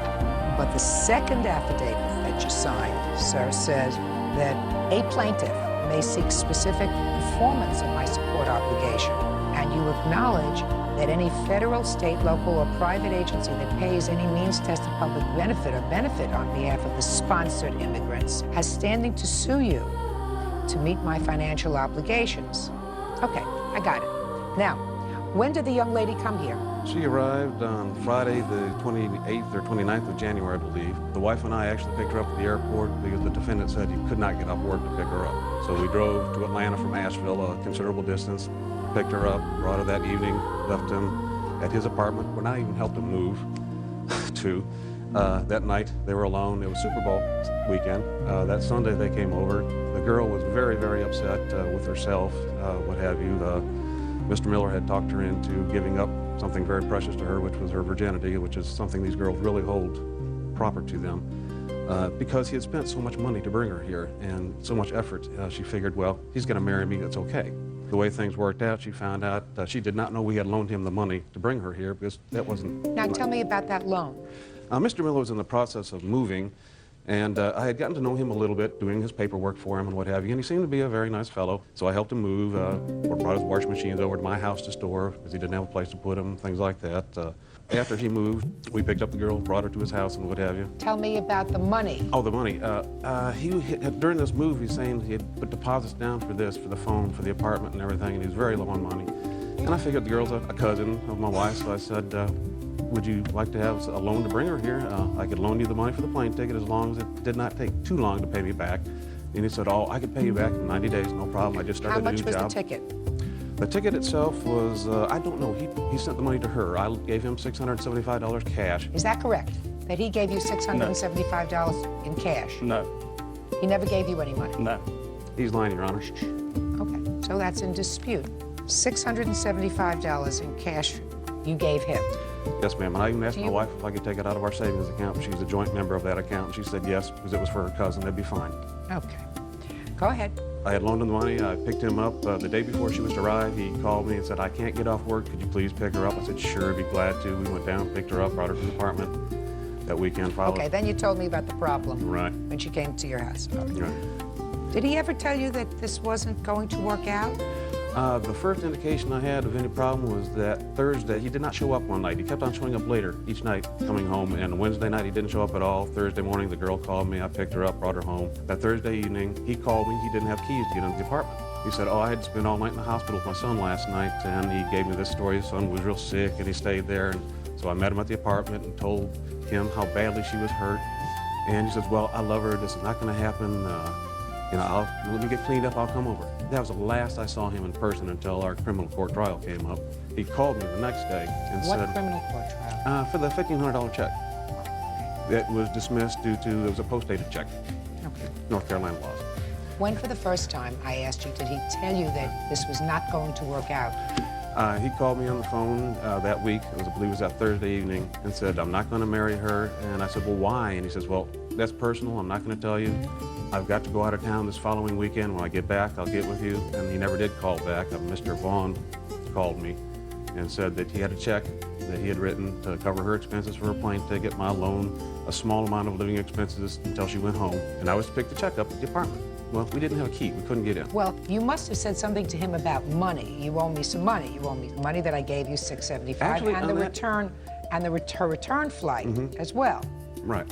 It was actually him that volunteered the money at first to pay for her plane ticket home, because he knows this is a responsibility that he signed, that he is responsible for this woman. And if they do not get married after 90 days, he has to return her. It's an agreement he's made with the U.S. government. Okay. So he was aware of his obligation. real cases, real people. Judge Judy. Carl and Lori Jen Blackman say former friend Chris Miller borrowed money to fly in his girlfriend from the Philippines. Chris says there was no agreement to pay the money back.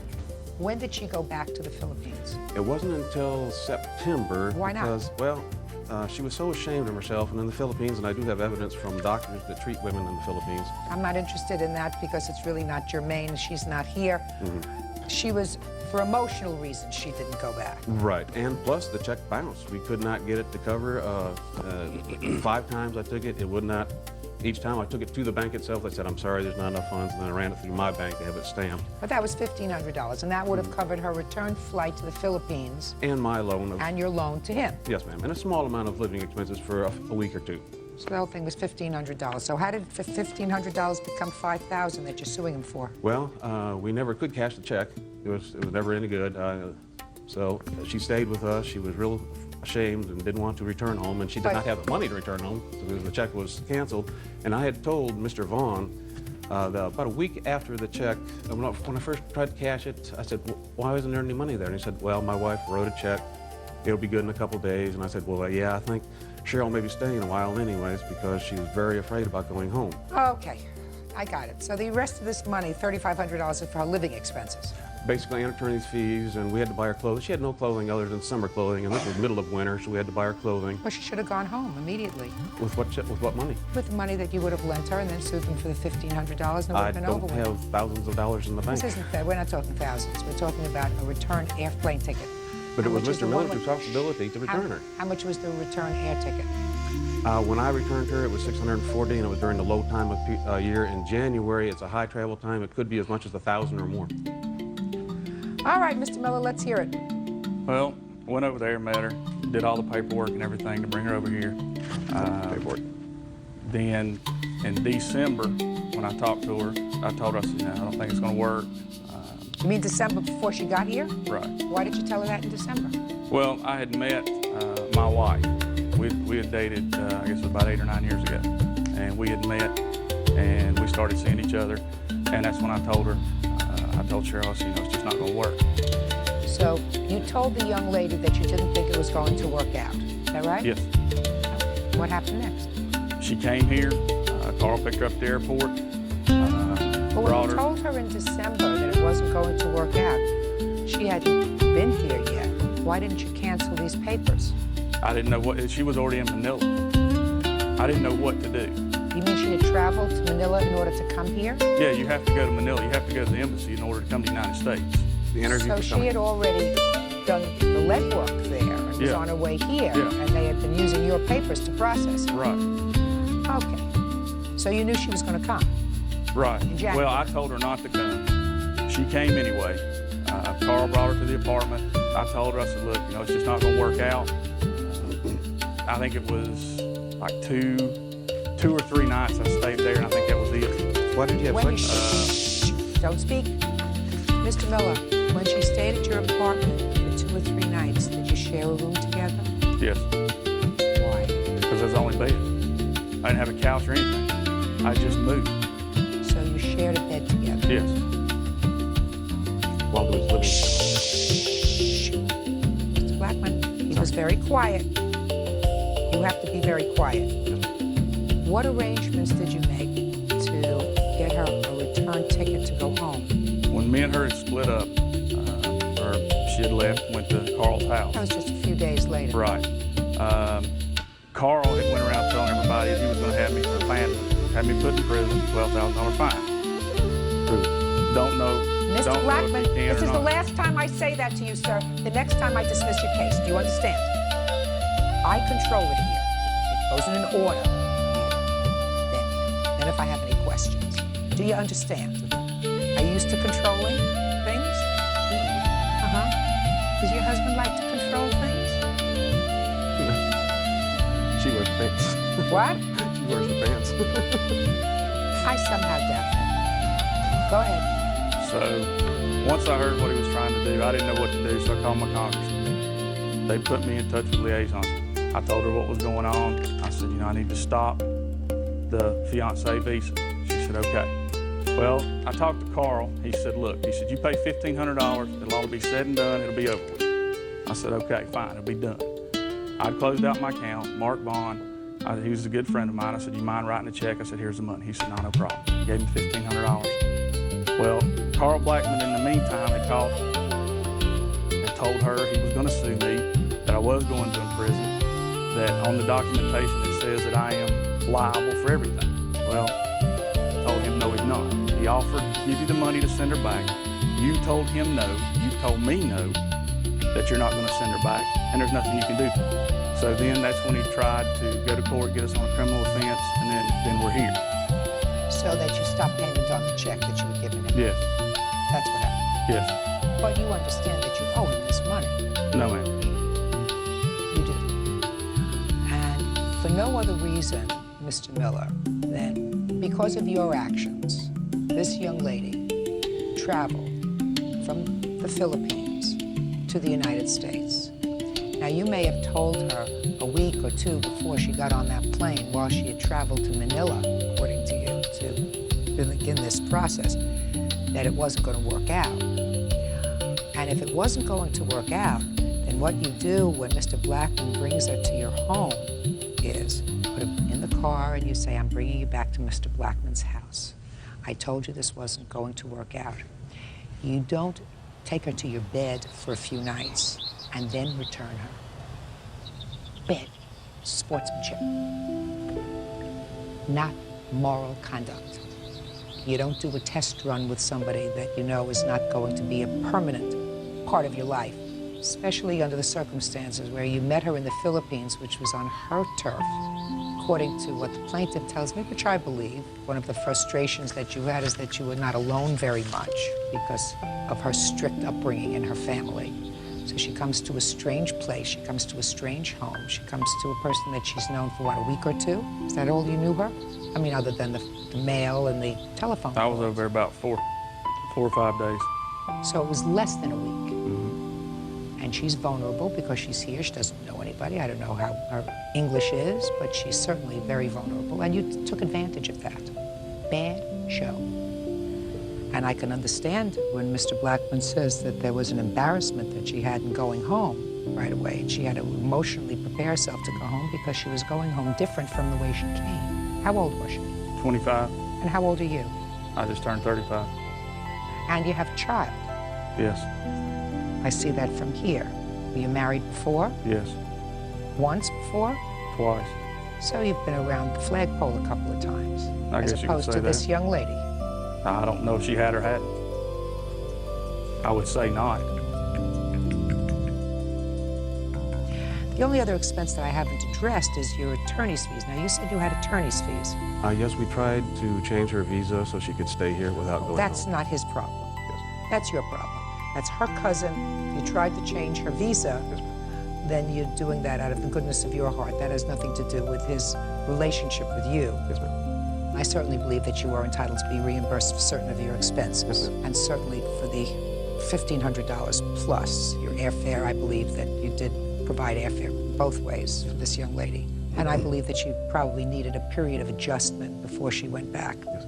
Not she came 1 week and she goes back the next. Kind of embarrassing. But I would say, Mr. Blackman, that she's not here. I cannot inquire of her. But I would say a month or so should have been sufficient time for her to get over this and to go home. Mm-hmm. Did she stay with you the entire time? Yes, ma'am, she did. Okay. So on your claim, Mr. Blackman, I'm awarding you $2,500. Thank you. The $1,500 that he was supposed to have given you, plus $1,000 a month for the month that I believe would have been sufficient time for her to prepare herself to go home. So on your claim, sir, I am awarding you $2,500. Didn't do the right thing, sir. That's all. Parties are excused. You may step out. From what I understand, his mother-in-law has to have a surgery, and he's trying to get money to pay for it. We found out many things later. I've been married 3 times, not twice. Had 3 children, not 1. I just don't think that justice prevailed this time. As usual, Judge Judy was smart. House, there was an argument, decided to take some of your belongings, and an argument ensued, and the argument, I gather, was over a guitar that you were taking with you. Is that right? Yes, ma'am. And the argument extended outside and resulted in your father's car getting dented. Yes. You say the defendant caused those dents to the car. Okay, so let's start. When was this argument? April 5th. Of this year? Yes. Now, when you went over to his apartment, had you already broken up? It was actually his parents' house, and no, we hadn't. So you went over there for the purpose of what? Just to hang out. And you got into an argument? Yes. About what? Nothing in particular. We were just getting on each other's nerves. So what did you do? He asked me to leave, and I said I would leave if I could have my personal belongings back, because we assumed we would never be speaking to each other after that point. And what personal belongings were you going to take? I had a guitar, a VCR, and a Sony PlayStation, but at that point I was most concerned about the guitar because I still owed money on it. Tell me about the guitar. It's a $650 guitar I purchased from a store. I purchased it on a payment plan in which I still owed 2 more payments on. Who plays the guitar? Andy plays the guitar. So you gave the guitar to him? I bought it with the assumption that he would eventually pay me back for it. You don't buy something under the assumption. When did you give him the guitar? The day we bought it. Tell me the circumstances surrounding you buying the guitar. We went to a store. We both picked out a guitar that we both liked. I actually traded in a guitar that I owned and paid the remainder of the money that was owed with a check. And there's 2 other checks that were going to be cashed at later dates to make up the remaining payment. How did you get the guitar, sir? She gave it to me and I brought it over to my house, and I'd been playing it for a couple of months. What do you mean she gave it to you? When we moved out of our apartment, she gave the guitar to me and said I could take it to my house. And said you could take it to your house? Yes. Well, did she give it to you as a gift, or did she purchase it to share it? I asked her to buy it for me as a gift and told her I would pay her back if she wanted me to, and that's what I assumed was going on. You said 2 different things. You said she bought it for you as a gift, and you said you would pay her back. The gift part of it was that she was going to pay for half of it and I was going to pay for the other half. That was like the original agreement we had when we went into the store to buy the guitar. Is that right? Considering that I had given the guitar store my guitar that I had owned previously, that was the part I was paying for. Is that right? Yes. Fine. So how much money was invested in the guitar? Probably $450. That you paid for? Yes. Okay. And the agreement was he was to pay you back for that? Yes. But he was going to keep the guitar? Yes. Did you make any payments to her? I hadn't at the time that she came over. It was a little while after we moved out of our apartment, and the fight just happened, and she took the guitar, and I wanted it back. Why hadn't you made any payments on it? I hadn't gotten paid from work yet, so I didn't have any money. So, Miss Lindstrom, based on your contract, you gave him the guitar. Yes. He was to make payments on it, so you had no right to take it from the house. He hadn't made any payment on it. You didn't have any time frame for the payments, is that right? Correct. So you had no right to take the guitar. It could have been a lawsuit. You could have sued him for the $450, but the guitar was, in fact, his guitar. You understand that? If you didn't, I'm explaining it to you now. You may have still owed money on the guitar, but your agreement was he keeps the guitar, he gives you $450 at some time. That's a lawsuit. That means that if you went there to retrieve your property, he says, I'm keeping the guitar, fine, you still owe me $450. You go to small claims court, you sue him for $450, and if that's your agreement, which he says it was, you get your $450. So you had no right to take the guitar. So you went into the house, you took the guitar, and what happened? He tried to get me to leave by using force. At one point, he was on top of me on the bed and was choking my neck. Why didn't you leave when he told you to leave? Because I wanted to take my things with me first. The most important thing you said you were interested in taking was the guitar. That's right. Which I've already explained to you had no right to take. Okay, so what happened next? I got a hold of the guitar and he said, fine, if you take it outside, I'm just going to follow you and take it back from you. So I went outside and he grabbed it from me. And I tried to go after him, but he pushed me down. And I got up and he pushed me down 3 more times. And then he turned around to go back into the house, and I grabbed a hold of his back. And he said, Jenny, if you don't let go of my back, I'm going to hit you over the head with the guitar. So you grabbed hold of his back, which means that you will sort of piggyback, is that right? Yes. So your feet were off the ground? Yes. And you were holding on to him? Yes. Go ahead. And after he said that, he laid me back down onto the hood of the car. So that he laid you back down so that you would get off him? Right. Go ahead. And then he got He got up off of me, and I got up and grabbed the guitar. And I ran around to the other side of the car, to the driver's side. And I got inside, I put the guitar and got inside the car. I shut the doors, I locked them. He looked really upset because I was in my car, there's nothing else he could do. At this point, he kicked off the passenger mirror of my car and then proceeded to kick the front passenger door and the back passenger door a few times. And then he went inside and his mother came out and asked if I was okay. Do you have photographs of the car? Yes, ma'am. I'd like to see them, please.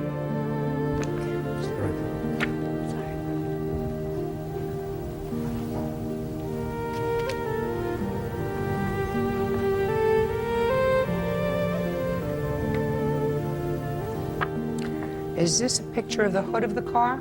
Yes. Is there a dent in the hood of the car? There are several small dents. The picture doesn't really show. Is that from when you fell on the car? That you paid for? Okay.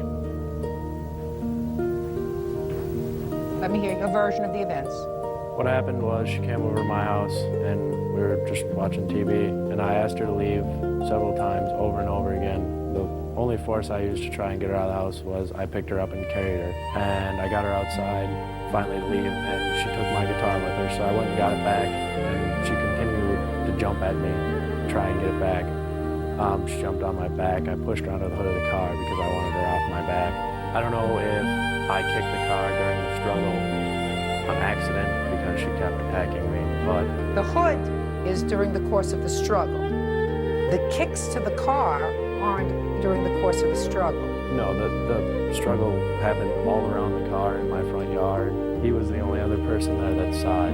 My mom didn't even come outside till afterwards. Were you there all the time? Yes. Step up. Real cases, real people. Judge Judy.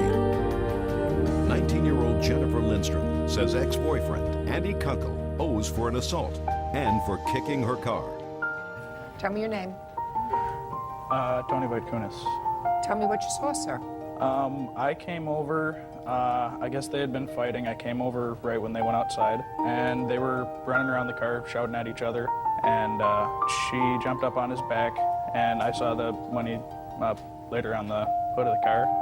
I did not see him kick the car. I don't know anything about that. That came up when Andy got the papers that they were suing him. The fight was pretty much Andy saying, give me my guitar back, and her saying no, and him saying, get away from me, and her running after him and wouldn't just leave. Okay, let me see the estimates for the car, please.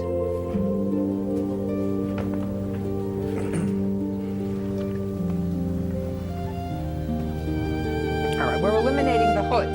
Do you know why we're eliminating the hood? I know why you think it should be eliminated, yes. You jumped on his back. He had to get you off his back. What do you want him to do, hit you in the head with the guitar? No. But would that have been my fault too, if he hit me on the head with the guitar? Absolutely. He was stealing his guitar. Listen to me. The law doesn't take emotions into account. The law says it's his house. He asked you to leave. You didn't want to leave. He finally told you to leave. You finally said you would leave, and you took his property. Now, he has a right to get his property back. You want to say something? Yeah. Go ahead.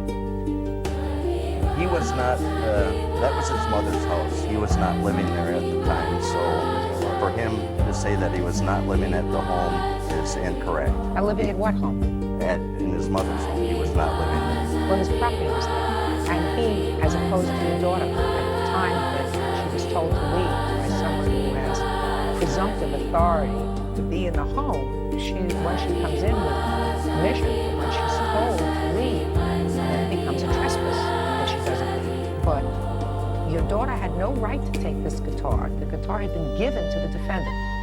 The fact that he owed her money is handled in a civil way. That's the way we resolve disputes in this country. She walks out the door, she gets into her car, she may be furious, but she gets into the car, and she says, I'm going to sue him for the $450 because that's what he owes me for the guitar. And he promised he would pay me back for the guitar. Can I say something there? Yes.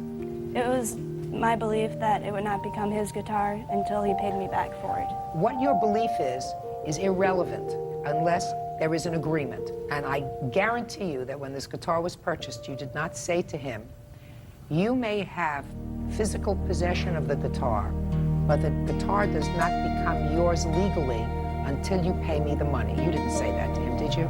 I said something similar, yeah. No, I don't believe that. I don't believe that. That's not what a boyfriend and girlfriend say to each other. It's not what even friends say to each other.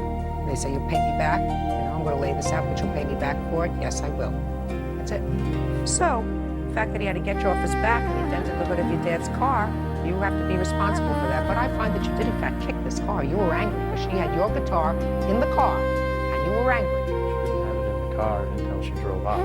Yes, and that's when she says you kicked the car. No, because she didn't drive off until after my mom came outside, and when my mother came outside, I went back in the house. Before your mother came outside, you kicked the car. Clearly, this car was kicked. This is not just pushing somebody against the side door. There's a difference between a side door of the car and the hood of the car. I didn't say that I pushed her into it. I said during the struggle it might have accidentally happened. Could have happened. I find that it didn't. And you probably should have let her, just on an emotional basis, let her take the guitar and go and sue for it later. If you feel as if it was yours, then you would have sued her and she would have said, we had an agreement. When he gives me the $450, you can have the guitar. Right? Yeah. So somebody's got to pay for this man's car. His daughter's going to pay for part of it, for the hood of the car, but you're going to pay for the sides, which comes to $957, judgment for the plaintiff. Why is that excuse step out? I think it was fine. I think she was fair in what the decision was. The judge made some valid points, but that it was still unfair. Make legal binding contracts when you buy a gift for somebody, I guess. Don't lend money. And now the next case. All parties in the matter of Flores versus Flores. Step forward. 27-year-old store clerk Patricia Flores is suing her sister-in-law, 25-year-old customer service rep Sonia Flores, for kicking her car. Sonia says Patricia was parked outside her home and she was trying to get her to leave. Mrs. Flores, the defendant is your sister-in-law. Right. And according to your complaint, you went over to your mother-in-law's house to pick up your husband. Correct. When was that? On March 31st. And you were in your car. And your sister-in-law came either home or came out of the house. No, she was driving out, going home. She was coming home. She saw your car parked. You were waiting for them outside? Correct. And she came up to your car, started an argument, and then kicked your car, damaging your car. Correct. You want her to pay for the damage. She says she merely tapped you and told you to go away. Had you had a problem with your sister-in-law before this? No, I haven't had a problem with her before, but when I married my husband, she never liked me. When were you married? February the 27th. Oh. Now, what did your sister-in-law say to you when she came up to the car? She said kind of verbal names. Tell me what she said. When she walked up to the car? Yes. Any reason for that? Well, the reason is that apparently my two friends that I had before, were my friends not anymore, had told her that I was with her boyfriend, which it wasn't even her boyfriend. You mean before you were married? Before I was married. So that's why you think she doesn't like you? Correct. Now, Miss Flores, why did you go up to the car and tell her to leave? Because she's not really welcome in our house. Not welcome by whom? By my whole family that lives at my house. Well, what does that have to do with you? Well, I really don't like her because the way she is. She sleeps around and What's that your business? I know it's not my business, but it is my brother and So what's it your, it's not your business. I know. So what did you go up to her car for? I was telling her to leave. Basically. She was waiting for her husband. Yes, but my mom even told my brother she's not welcome there. She wasn't in the house. I know, but she was outside and still, it's still in front of the house and telling her.